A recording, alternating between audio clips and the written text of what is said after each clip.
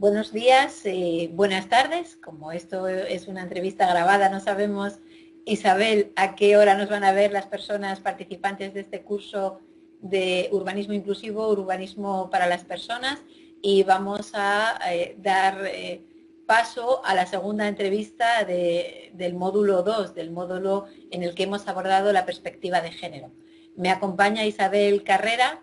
Isabel Carrera es catedrática de Filología Inglesa de la Universidad de Oviedo, pero no te hemos invitado, Isabel, por tu faceta de catedrática de Filología Inglesa, sino por todo tu bagaje, tu trabajo y tu investigación en estudios de las mujeres. Isabel Carrera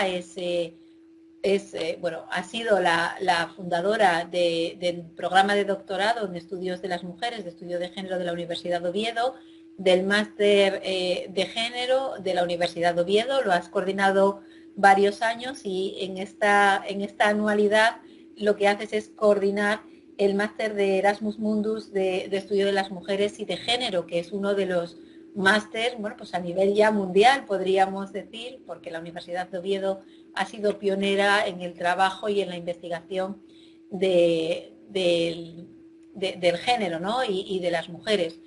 Isabel, ¿cómo estás?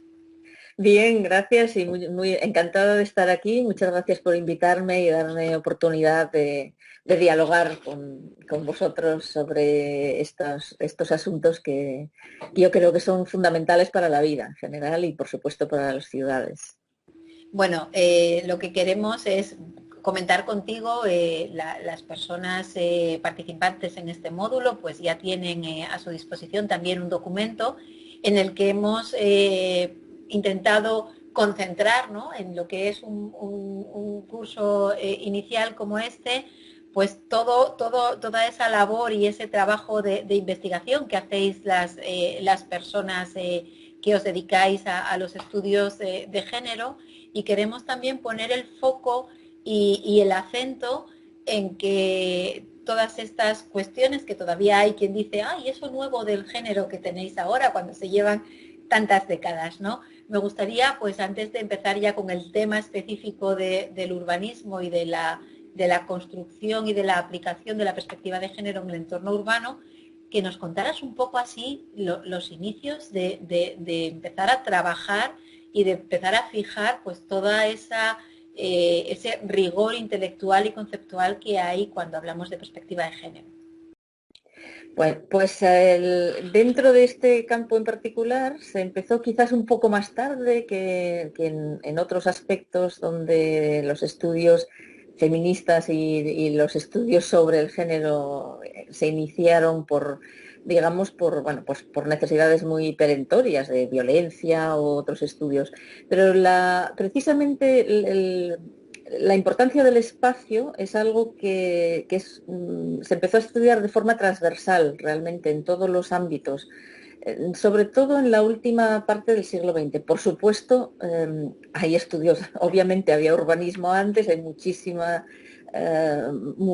bibliografía sobre el diseño de las ciudades, sobre la importancia de distintos aspectos de cómo se diseñan y cómo se viven las ciudades mucho antes, esto no es nuevo, pero justamente en las últimas décadas del siglo XX y en lo que llevamos del XXI, la cuestión espacial parece que se ha infiltrado, digamos, en ámbitos donde no era lo fundamental.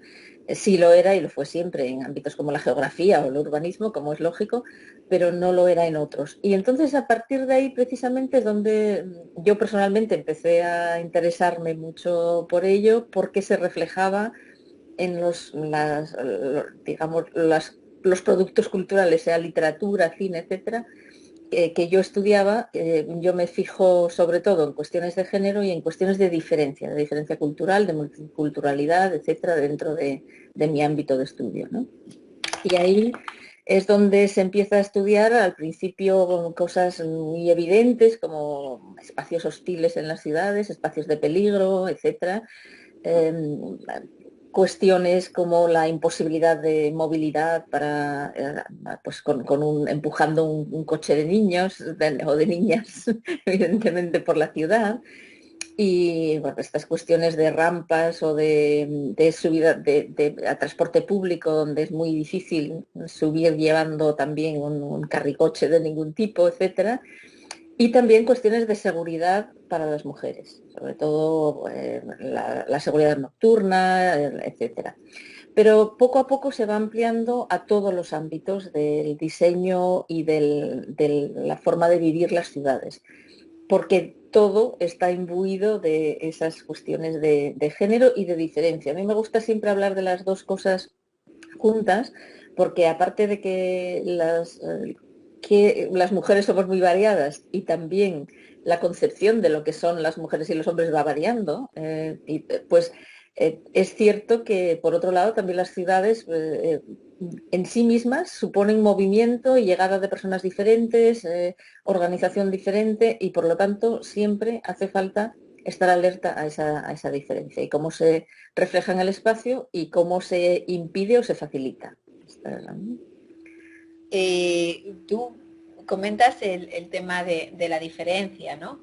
Hemos visto en este módulo conceptos muy básicos de todo lo que tiene que ver pues, con los estudios que te llevan ocupando, ¿no? Tanto tiempo, los estudios de género, entre lo que significa sexo y lo que significa género, de cómo el sexo es algo biológico y cómo el género es algo que ha ido cambiando con el tiempo, ¿no? Y que es distinto o que puede haber roles y estereotipos diferentes en cada uno de los lugares, pero podríamos tener cosas comunes que se repitan y que invariablemente todavía tenemos que seguir incidiendo para el cambio y que se puedan dar independientemente de la cultura en la que estemos. En unos sitios eran más visibles y en otros menos visibles, ¿no? Pero hay algo que invariablemente siempre esté ahí relacionado con las cuestiones de género. Quizá invariablemente no, pero que todavía está ahí, sí. Es decir, todavía siguen las tareas estando mayoritariamente muy divididas. Esto se ve en las tareas de cuidado, sobre todo, siguen estando fundamentalmente en manos de las mujeres. Va cambiando con las generaciones, pero todavía sigue siendo así. Esto no es algo que por esencia tengan que hacer las mujeres, pero sigue sucediendo. Y por ejemplo, ahora se ha visto también, incluso en momentos como estos de la pandemia y demás, ¿no? Pero se ve habitualmente. Esto es una de las cosas que han estudiado también distintas especialistas en urbanismo y geógrafas, etcétera, en cosas tan conocidas ahora ya como los recorridos que hacen las mujeres y los hombres en las ciudades. Y cómo cuando empezaron a investigar cómo se movían los hombres y las mujeres por las ciudades, pues ellos por lo general se iban al trabajo por la mañana y volvían por la tarde y poco más. A lo mejor pues se tomaban algo. Bueno, mientras que las mujeres pues tenían unos recorridos pues mucho más zigzagueantes, digamos, porque pues se llevaban a los niños y niñas al colegio, luego se iban a trabajar, después a veces iban a ver, iban a cuidar a algún familiar o a visitar a algún familiar mayor, etcétera, y después volvían. Entonces, sin embargo, el diseño del transporte público, por ejemplo, no estaba adaptado a eso. Estaba adaptado a una ida y venida única o mucho más sencilla. Esto, claro, varía de ciudad en ciudad y de país en país. Hay países donde está mucho más organizado con la vivienda en la periferia y en el centro solo negocios y trabajo. En España esto es más mixto, hay otra forma de organización, pero hay que mirar en cada sitio, en cada ciudad o en cada núcleo urbano, puede ser un núcleo pequeño, cómo se organizan estas actividades y si realmente los recorridos de las mujeres son diferentes mayoritariamente de los de los hombres, y en este momento todavía siguen siéndolo. Por supuesto que hay padres que llevan a sus niños y niñas al colegio, por supuesto que hay madres que tienen y hay mujeres que no son madres y que tienen una vida diferente, pero aún ahora pues ese tipo de detalles, digamos, tradicionales siguen existiendo. Y por supuesto siguen corriendo mayor peligro, como se saben, las mujeres y las jóvenes y mayores, la verdad, pero bueno, Se piensa más en las jóvenes porque tienden a salir más por la noche, etcétera. Pero siguen corriendo más peligro las mujeres porque aunque ellas se perciban como personas y no como mujeres o incluso de otro género, pues la percepción de algunos es muy binaria y sigue viendo a las mujeres como un objeto sexual sobre el que se puede proyectar una sexualidad, mal llamada sexualidad, una violencia, ¿no? Sí. Entonces, eso sigue siendo necesario. No solamente son las mujeres objeto de violencia ni de violencia sexual, por supuesto también hay hombres, pero muy mayoritariamente son las mujeres, ¿no? Esto Te es, preguntaré más tarde, más adelante, por seguir un poco el orden del módulo sobre la representatividad de las mujeres en el espacio público. Pero quería incidir un poquito más en la división sexual del trabajo que apuntabas, ¿no? De cómo se divide lo productivo y lo reproductivo entre mujeres y hombres, de cómo las ciudades han pensado más en la parte productiva, ¿no? En empresas, en transporte, casi podríamos decir en mercancías, ¿no? Cómo circulan libremente las mercancías y luego ya las personas focalizadas ahí. Y quería charlar un poco contigo sobre lo que ya has apuntado, el tema de la economía del cuidado, ¿no? Y cómo afecta esa división sexual del trabajo al espacio, a la creación del espacio público, pero también cómo afecta esa división sexual del trabajo y esos roles y estereotipos jerárquicos, unos más valorados que otros, ¿no? En la peor disposición de las mujeres, bueno, pues en el mundo laboral, con ratios de paro mayores, menor tasa de actividad, brecha salarial, ¿no? Todas esas cuestiones que son muchas veces, bueno, que son fruto de la división sexual del trabajo, de la asunción casi en exclusiva de las mujeres de las tareas del cuidado y que tienen ese impacto, ¿no? Tan grande de limitaciones y de impedir la accesibilidad de las mujeres en el entorno, ¿no? ¿Cómo lo ves tú? ¿Cómo ves esas consecuencias de esa desigualdad, que al final es de lo que estamos hablando? ¿Y cómo crees tú que la organización de las ciudades podrían ayudar a terminar con esa desigualdad? bueno, una pregunta con muchos matices y Sí, muchas difícil solución, pero que hay que abordar. Siempre es mejor abordarlo y hacer un poco que no hacer nada, eso siempre está claro. Y por un lado está esa división tradicional de las mujeres al espacio privado y los hombres al espacio público, efectivamente la producción, reproducción, que nunca fue totalmente real, porque hay que decir que incluso cuando el ideal de mujer era que estuviese en casa, cuidando a los niños, la madre, trabajaban, o sea, muchísimo, sobre todo en ciertas clases sociales.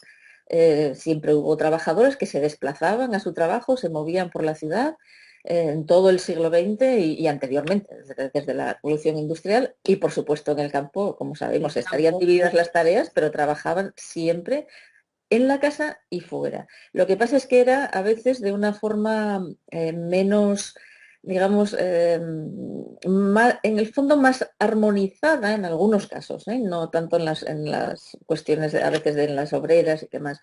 eh, trabaja, con el día a día, ¿no? O sea, casi siempre hicieron un doble trabajo, salvo, bueno, pues ciertas clases más privilegiadas. Y estuvieron en el espacio público, ¿no? Pero no tan evidentemente.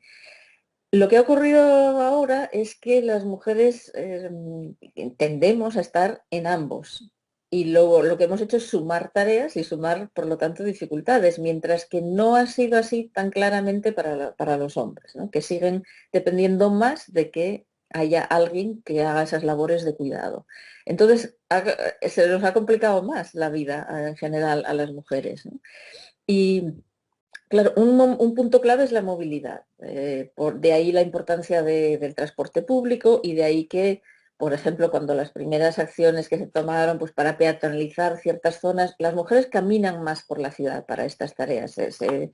Los estudios dicen que hacen más trayectos a pie las mujeres, las personas mayores y los niños y jóvenes, que, digamos, el hombre adulto que, sin embargo, ha sido normalmente quien ha ido diseñando las ciudades, porque son los que están en los órganos de decisión porque son todavía muy mayoritariamente quienes estudian arquitectura. Esto está cambiando, pero es de las pocas carreras, arquitectura e ingenierías, las dos fundamentales para mucho del diseño urbano, son las carreras que siguen siendo mayoritariamente masculinas. Todas las demás carreras, científicas, etcétera, médicas, tienen mayoría de mujeres, pero aquí hay una desigualdad todavía muy grande. Entonces, no es que necesariamente quieran crear problemas a las mujeres, pero es que están pensando en su propia forma de ver la ciudad y en sus propias actividades, ¿no? Por eso es tan importante que para cambiar estos aspectos haya un diálogo constante con las mujeres, no de forma abstracta, sino de una forma estructurada, y hay muchos modelos de esto, ¿no? Esa participación ciudadana, de la que quizá hablemos luego, tiene que incluir representantes de mujeres de muy distintos ámbitos. Y yo he estado solamente en un grupo de este tipo, que fue el Consejo de las Mujeres del Ayuntamiento de Oviedo. Yo aprendí muchísimo, muchísimo, porque había representantes de todas de asociaciones muy diferentes, desde los que trataban con mujeres víctimas de prostitución hasta nosotras que estábamos en la universidad, hasta mujeres que estaban en educación, que tenían ONGs que trataban con distintos aspectos, y me maravillaba las ideas tan buenas que tenían, tan creativas, y además el conocimiento profundo que tenían de sus barrios, de las funciones de las mujeres, etcétera. Entonces, de los problemas que se encontraban las mujeres. Y proponían soluciones muy prácticas y muy buenas. Entonces, esto para mí es fundamental, porque eh, afecta todo en el día a día. Y como digo, ahora pues se ve, incluso con la pandemia se vio que esa división privado-público es en cierto modo artificial, que esa idea de que el espacio seguro es el del hogar, pues ya sabemos, no ocurría siempre por la violencia que se exacerbó ahí, pero además que lo público no funciona sin eso que llamamos privado, con el cuidado, etcétera, y que por lo tanto se está cruzando continuamente esa frontera. Y eso tiene que reflejarse en el manejo del espacio y en facilitar que esas tareas que son absolutamente esenciales para que funcione la ciudad sean accesibles y que no se mida solamente el valor económico de lo que se produce. Es que es muy caro el transporte público, pero es que es esencial. Es como decir que es muy cara la sanidad, pues, pero es que es esencial. Entonces hay ciertos servicios y ciertas cuestiones que tienen que tener. Y yo entiendo que los ayuntamientos tienen unos presupuestos limitados, pero trata de qué se prioriza, ¿no? Si facilitar digamos, esa amabilidad espacial y de movilidad, eh, que tiene muchos matices. Podemos volver sobre algunos de ellos, o bien si se obstaculiza o simplemente se deja al libre albedrío de lo que suceda, que claro, no suele funcionar, ¿no? Yo, por ejemplo, resido en Oviedo y, bueno, pues ahora soy menos usuaria de transporte público que cuando era más joven, ¿no? Porque las necesidades van cambiando también, pero sí que es verdad que las líneas de transporte casi están de una manera permanente, ¿verdad? La ciudad cambia, se transforma, la sociedad ha evolucionado, ya no es lo mismo la sociedad de ahora que ni siquiera que la de hace 10 años, 15, 20, porque con todos estos cambios tecnológicos y con todo lo que se está moviendo las sociedades, pero las líneas de autobuses permanecen invariables, ¿no? Sí, sí. Y además con criterios de definición prácticamente o casi totalmente espaciales, ¿no? Más que personales. No hay esa visión de quién transporte, para qué lo usa, en qué horarios lo usa, qué necesidades tiene, ¿no? Y tenemos líneas, bueno, de ahí la propia palabra, lineales, cuando vemos que los recorridos de las personas, fundamentalmente de las mujeres, como apuntabas antes, no son lineales, ¿no? Sino que son poligonales, ¿no? Apuntabas también la participación, el módulo 3, Isabel, que es el que persigue a este 2 en el que tú participas, es un monográfico sobre la participación ciudadana. Ya también apuntábamos en el módulo 1 cómo el urbanismo inclusivo tiene digamos, tiene un contenido, que son los contenidos que estamos hablando, que hay que incluir, pero tiene que tener una forma, ¿no? Y la forma tiene que ser la participación real de la ciudadanía con toda su diversidad, ¿no? Y que no puede servirnos, si queremos realizar urbanismo inclusivo, pues las consultas públicas o los momentos de poder hacer alegaciones que la normativa ahora mismo está incluyendo. No, yo creo que ese tipo de cosas realmente no funcionan. Los ciudadanas y ciudadanos no están pendientes de qué se publica y que, salvo que, bueno, por alguna razón estén alertas a algo que les va a afectar y entonces pueden recurrir a algo muy grave. Pero no estamos hablando de algo que va a perjudicar gravemente a un colectivo concreto, aunque a la larga la acumulación sí lo hace, sino realmente de buscar que averiguar de verdad cuáles son los problemas, ¿no? Y hay modelos, bueno, tú seguramente conocerás el modelo de Viena, en que el ayuntamiento, pues primero empezó con una exposición que era quién es dueño del espacio, las mujeres en la vida diaria de la ciudad. Y a partir de esa exposición, el ayuntamiento, esto fue en los años 90, montó una oficina de mujeres, una sección de coordinación de la vida diaria y las necesidades de las mujeres. Y a partir de ahí se montó luego un proyecto piloto de una zona de vivienda que tenía en cuenta muchos aspectos, como por ejemplo que las ventanas fueron lo suficientemente bajas para ver a los niños jugar en la zona verde que habían puesto al lado. Que si se estaba en silla de ruedas también se veía por la ventana porque tenían suficiente cristalera baja. Que había servicios accesibles en el barrio, cosa que, bueno, sabéis que en otros países de Europa es menos frecuente, es más ese modelo periferia que solo viven y no tienen sus tiendas, guardería, etcétera. Pero lo que buscaban era que se pudiera dejar, por ejemplo, a los niños y niñas en la guardería allí al lado y luego irse a trabajar, en lugar de hacer 3 recorridos para ello. Entonces fue un proyecto piloto muy interesante, que se titulaba precisamente Mujeres, Trabajo, Ciudad, y que lo que intentó fue, claro, esto era diseñar digamos, un barrio, un pequeño barrio, una urbanización nueva, ¿no? Pero con unos conceptos distintos que habían nacido de esa consulta de un tiempo continuo con mujeres a todos los niveles. Primero consultando las necesidades generales y después en la planificación, en todas las fases de planificación, incluyéndolas todo el tiempo, ¿no? Entonces, bueno, pues hay cosas en que sabemos que influyen siempre en la seguridad también de las mujeres, la iluminación, las aceras más anchas, esto se va haciendo ya, ¿eh? Para facilitar esa movilidad peatonal y demás, pero este otro tipo de diseños también son muy importantes. Y otro muy interesante fue también un ejemplo de Viena, el poner en esas mismas urbanizaciones distintos niveles de diseño de vivienda, es decir, que no todas sean la vivienda familiar, ¿no? Sino que la habitación principal más grande que las otras, las habitaciones más pequeñas, y esperar que la compra siempre sea por parte de una familia.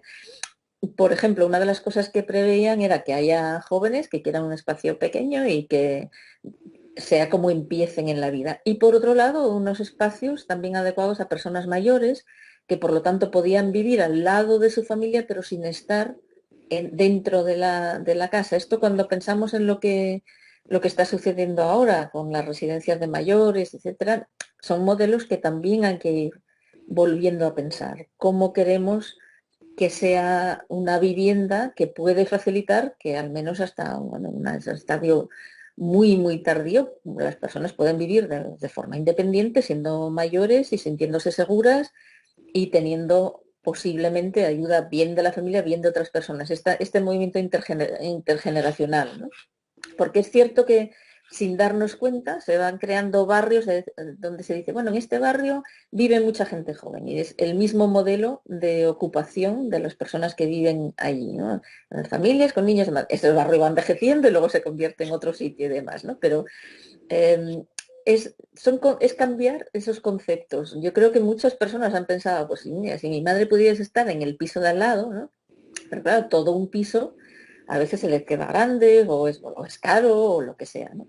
Entonces, Sí, es ir cambiando esta forma de, pensando más en esa otra parte tan importante que es el cuidado, ¿no? Y que es eh, una convivencia de la diferencia, porque la diferencia también es esto, ¿no? También son las diferencias generacionales, aparte de las diferencias culturales que podemos hablar de ellas, ¿no?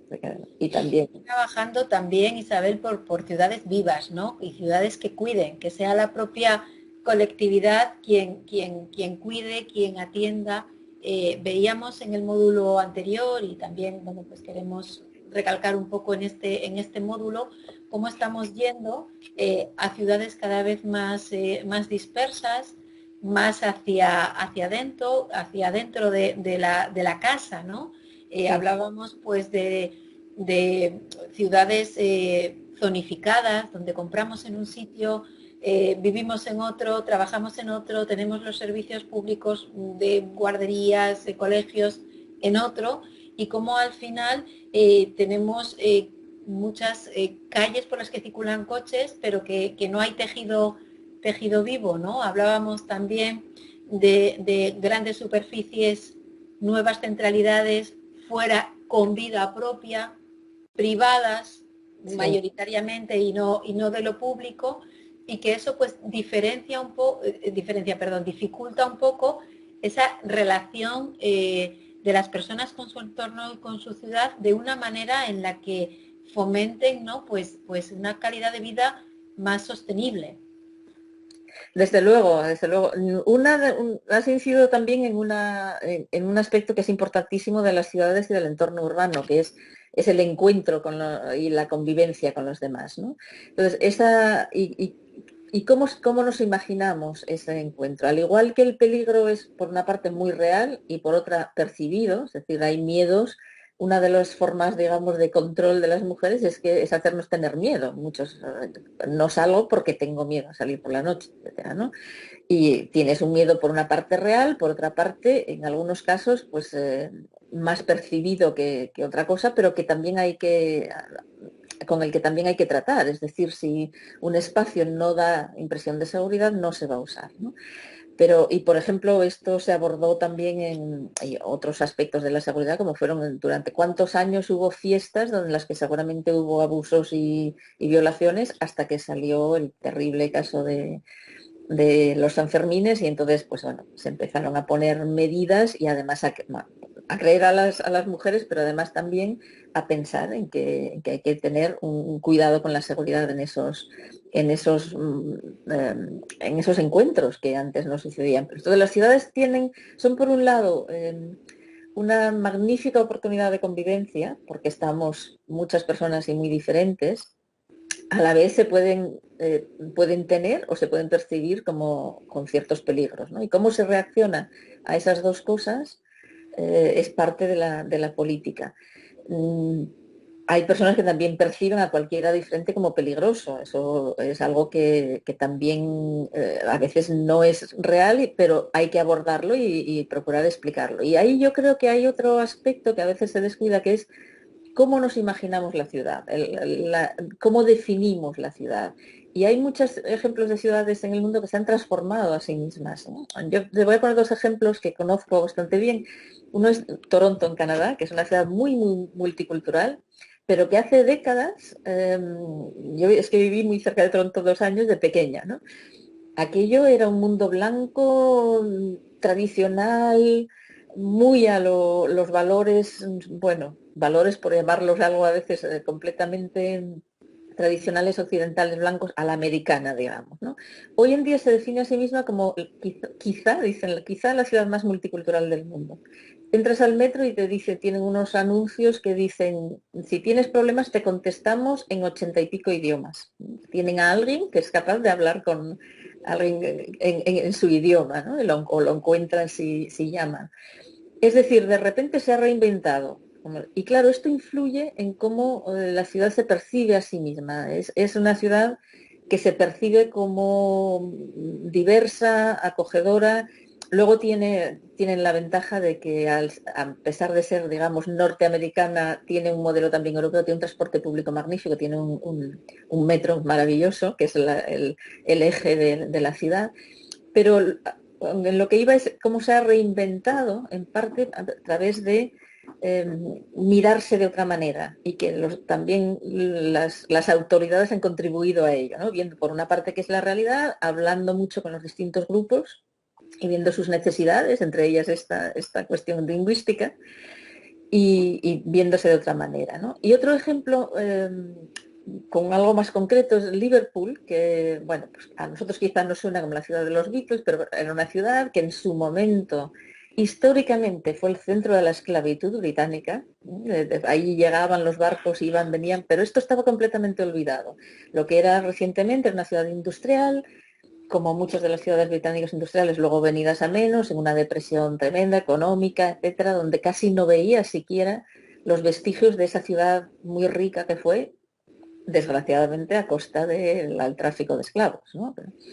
Y hace, pues no sé el número de años exactamente, pero no tanto, puede que 15, pusieron un museo de la esclavitud en Liverpool, el primero del país. Todas estas cosas se hacen con cierta polémica, tanto lo de Viena como este museo, como vamos, esa primera exposición de Viena sobre el espacio de las mujeres, como aquí el Museo de la Esclavitud y demás. Y sin embargo, este hecho de una memoria incómoda, sumamente incómoda, que es decir, el dinero que hubo al principio, la riqueza de Liverpool vino de este tráfico de personas, tuvo un efecto, digamos, terapéutico, ¿no? Es decir, esas comunidades, bueno, fundamentalmente negras que existen en Liverpool, aunque no son mayoritarias ni mucho menos, y que estaban integradas en la ciudad, vieron un reconocimiento de lo que era esa historia y no creó problemas, al contrario, tuvo un efecto de, pues bueno, de decir, estamos reconociendo esta diversidad, ¿no? Esta diferencia y esta historia que no fue cómoda, pero bueno, que negarla no sirve de nada. Entonces, estos aspectos de memoria y de simbólicos también son muy importantes en crear ciudad y también afectan a cuestiones como las mujeres. También hablando de algo reciente, pues se Iba a pusieron hacerte esa de pregunta calles. para finalizar. Sí. Pero ya te dejo hablar, ¿no? Vale. Quería, ya que lo introduces en la conversación y es uno de los puntos que remarcamos específicamente en este módulo como importancia, ¿no? Cómo estamos las mujeres en el espacio público, cómo se nos representa y la importancia simbólica para trabajar por una igualdad real y efectiva que tiene esa representación en el espacio. Te dejo que sigas, te he interrumpido, te dejo No, no, no, nada, estupendo. que Pues, continúes y ya con esto creo que la idea era que fuéramos viendo apartado a apartado, pero como los has ido introduciendo todos, pues creo que podemos ya bueno, pues finalizar esta entrevista. Pero te dejo hablar, que es una maravilla pues escucharte, nada, sobre la sí. representación de Claro, la... yo esto es en lo que más trabajo por mi propia especialización, ¿no? Pero creo que en el día a día esto es muy importante y es curioso que este tipo de intervenciones, porque, claro, no estamos creando ciudad desde nuevo, no podemos tirar las ciudades y crear otras normalmente. Y cuando esto ocurre suele ser a partir de un desastre o de alguna cosa así. Se puede intervenir en barrios o se puede ir, sí hay a veces creación de nuevos barrios o de nuevas urbanizaciones, etcétera. Y ahí ya yo creo que es una auténtica obligación pensar en estos términos y pensar en términos de género, de diferencia, de sostenibilidad de todo ello, ¿no? Lo que es nuevo. Pero lo demás pues son, digamos, efectos que pueden paliar, atenuar esos efectos negativos que tienen algunos espacios que a lo mejor los tenían desde el principio, en otros casos no, es que la sociedad va transformándose y para la vida de ahora, pues los coches no estaban en el centro de Oviedo al principio. Yo recuerdo perfectamente estar en lo que hoy es Facultad de Psicología, ir a firmar unos papeles al edificio histórico y los coches casi nos pasaban por encima pegados a la catedral y no se respiraba. Pero claro, es que ese espacio no había sido creado para coches y hubo que sacarlos, ¿no? Lo mismo ocurre con cuestiones de género, ¿no? Que también esa presencia de las mujeres, visibilizarlas en la ciudad, aunque sea para empezar, con nombres de calles que crearon esa polémica. ¿Cuáles? Pues no sé, cuanto más consenso, cuanto menos tensión, mejor. Y uno de los problemas, yo creo que quizás más que se agudiza a veces en España como en otros países, pero bueno, unos está más aceptado ya. em, a veces se crean esas tensiones de, bueno, es que este partido o el otro pone a estos o a los otros, ¿no? Entonces hay una guerra y de pongo nombres, quito nombres. Pero no se trata de eso. Realmente yo creo que es tanto en los espacios públicos, en los nombres de públicos, ahora hay también muchas polémicas con qué estatuas se quitan, se ponen, tal, pero todo ese reconocimiento tiene que ir acumulando. Hay que pensar en las mujeres en todos los niveles, también simbólicos, para que haya un reconocimiento de que formamos parte de las ciudades, de la historia, de la memoria, y que eso es una representación importante. Cuando uno de los clásicos de la teorización sobre la ciudad, Henry Levy, habla de el derecho a la ciudad, él habla no solamente del derecho a caminar por la ciudad, a moverse por la ciudad, a participar en todos los ámbitos de la ciudad, sino también el derecho simbólico a la ciudad, de formar parte de crear esa parte simbólica de la ciudad y también de formar parte de ella, ¿no? Y yo creo que eso, en cómo se representa la memoria de una ciudad, cómo se representa la participación en las ciudades, que sea a todos los niveles, es fundamental. Y también, bueno, dejamos de lado algo por lo que me preguntaste al principio, que es las cuestiones de género y cómo hoy se ve ya de forma distinta, que se representa a veces, se ven pues desde los espacios de los servicios públicos, como algunos ahora son no marcan por el sexo o por el género, sino que son comunes. Bueno, no vamos a entrar en esto porque este sería además es uno de los temas básicos que todavía está por conseguir. O sea, hay edificios y sitios de trabajo donde hay un 80% de mujeres, pero el número de servicios públicos bueno, privados de la empresa sigue siendo igual, cuando es absolutamente evidente que las mujeres necesitan más, ¿no? Entonces, hay cosas muy prácticas y hay otras muy simbólicas. Y yo creo que ambos son muy, muy importantes, ambos aspectos son muy importantes para que esas ciudades acogedoras de convivencia con la diferencia, sin crear exclusión, y luego nos queda un poco en el tintero, pero me doy cuenta que se nos acaba el tiempo. No, no te preocupes. Las mujeres tan diferentes que ahora hay, no solamente por estos factores de los que hemos hablado, de clase, de edad, de generación, a veces bueno, pues de dificultad de movilidad, etcétera, pero también que cada vez hay más mujeres, que cada vez la movilidad internacional es mayor. Entonces, esa intervención sobre mujeres que tienen aspecto diferente y a quienes se insulta mucho más por la calle que a hombres que tienen aspecto diferente. Siempre la vestimenta, por un lado, se impone por la cultura de cada uno, y por otro lado es lo que se utiliza contra esa cultura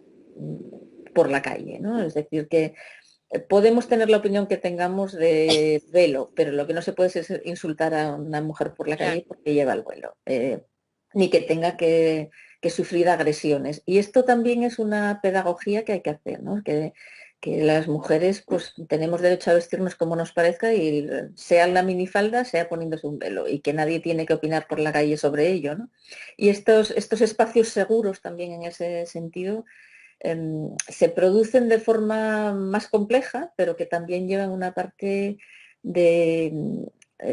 pues eso, de intervención en lo simbólico, de hacer que haya más actividades quizá que incluyan a personas diferentes, no relegarlas. Yo recuerdo un episodio que siempre que digo tengo que buscar la información porque lo recuerdo vagamente, y creo que era una persona creo que era la comunidad ecuatoriana que jugaba voleibol en el campo de San Francisco, y esto molestaba y se les echó, pues creo que fue al Pura Tomás, algo así, ¿no? Bueno, igual los datos los estoy dando mal, pero hubo una anécdota, hubo un episodio de este tipo, ¿no? Y yo pensé que, pero qué molesta, o sea, si estuviese agrediendo a alguien, pero resulta que es una cosa que como nosotros no lo hacemos en un parque, y en esto enlazamos con estudios también que hay de cómo los espacios públicos de los parques, incluso con los niños y las niñas, hay algún estudio sobre un espacio de parques donde, claro, lo ocupaban todos los niños, porque tienen un tipo de actividades más, pues que Los sea el patios, skating, sea lo que sea, que los ocupan patios más de espacio, diversiones. como ocupan en general los hombres también al sentarse y esas cosas que también se han comentado tanto, ¿no? Y no recuerdo ahora mismo dónde era este sitio, pero lo que hicieron fue zonificar el parque porque veían que a partir de los 9 años las niñas desaparecían del parque y empezaban a ir niños y adolescentes solo. Y cuando pusieron otras actividades diferentes, y por eso lo relaciono con el voleibol, porque pusieron precisamente pistas no solo de fútbol, no solamente de skateboard o lo de lo que sea, sino otro tipo de actividades, volvieron las niñas. Y al zonificar y que ellas se sintiesen menos bueno, pues menos excluidas de esas actividades, también volvieron. Que no debieran tener actividades distintas, lo sabemos también quizás, que ellos deberían hacer las que hacen En ellas su y ellas... caso, no nos da tiempo a profundizar, pero sí en los Pero, apuntes que se les han facilitado se ponen qué herramientas y qué instrumentos tenemos para poder aplicar políticas de igualdad bueno, en el urbanismo en este caso, pero en cualquier otro ámbito, ¿no? Y hablábamos de la acción positiva y la transversalidad de género. Y este caso que estás contando de marcar zonas es una acción positiva. Es decir, si yo veo que hay un sexo infrarrepresentado en la utilización del espacio, puedo hacer acciones y actividades que favorezcan, ¿no? que la accesibilidad, porque al final es del concepto del que estamos hablando. Y por otra parte, también, lo digo porque los usuarios del curso vayan interrelacionando, ¿no? Que lo hablamos en el módulo anterior, Isabel, y es esa gentrificación de los centros urbanos, ¿no? sí. De ese trabajar el espacio público, fundamentalmente en los cascos históricos, centros urbanos de las ciudades, para el de afuera, ¿no? Para el visitante turista y Sí. menos para las personas que viven en ese espacio, ¿no? Y entonces como que un parque tiene que estar bonito aunque no se use. Lo digo por el ejemplo que pones Además es una pena porque una de del las cosas voleibol. que dicen en muchos casos la gente extranjera cuando viene a España es que les gusta ver cuánta relación intergeneracional hay en la calle, incluso compartiendo los espacios y demás, que no hay esa división que en otros países está más marcada. Los niños en un sitio, los mayores en otro, y que aquí hay mucha relación intergeneracional. En un parque está sentada la persona mayor allí que está tomando el sol con niños jugando, etcétera, ¿no? Entonces, es una pena perder eso por unas intervenciones que a lo mejor no son las más adecuadas, ¿no? Y yo creo que ese pensar, yo también recuerdo cuando viví una urbanización absolutamente nueva en la periferia de Oviedo, no diré dónde, y estaba todavía todo por hacer. Entonces, reunión de vecinos y vamos a hacer un campo de fútbol. Había que hacer un campo de fútbol, que se hizo, por cierto, y aquí había otro un poco más allá, donde podían ir perfectamente, pero hombre, iban a ir al otro barrio, no podía ser aquello, ¿no? Y yo dije, bueno, pero ¿y por qué no un espacio polideportivo que puedan también usar las niñas? Y hubo un silencio sepulcral como si hubiese hablado una marciana en aquel momento, porque no era que ni siquiera que estuviese en contra, es que ni se lo habían planteado. O sea, lo importante era un campo de fútbol. Bueno, se hizo el campo de fútbol y ahora tengo que decir que años después, pasando por ahí, hay piscina y hay otras cosas, ¿no? Pero en aquel momento es que ni se les había ocurrido, ni nadie más que yo dijo nada más de esto y por supuesto, bueno, nada, se cerró la conversación y el campo de fútbol que se hizo, ¿no? Eso es lo que hay que cambiar. Que hay que pensar desde una perspectiva que incluya a las mujeres, a las niñas, a las y los diferentes en todos los aspectos, ¿no? Que no haya una imposición también en el espacio público ni de que hay que ser heterosexual, ni de que hay que ser hombre, ni de que hay que ser blanco, que todas estas cosas poco a poco se vayan estas expectativas muy tradicionales y muy restrictivas y, y excluyentes para muchas personas, se vayan, por un lado, con acciones prácticas y por otro, con acciones simbólicas y con mucho diálogo, mucha intervención, cambiando. Pues yo creo que con ese mensaje de petición, este curso, como sabes, es dirigido a personal técnico municipal y algún responsable político hay en el curso, pues que cojan tu mensaje y ponerse a ello o seguir a ello, porque hay muchos ayuntamientos asturianos que ya llevan Sí. tiempo trabajando en todas estas cuestiones, pero si algo queremos en este curso es que quienes participan pues trasladarles la importancia de trabajar por un urbanismo inclusivo y un urbanismo por las personas, ¿no? Desde todos los puntos de vista. Isabel, muchísimas gracias, un Sí, placer charlar contigo.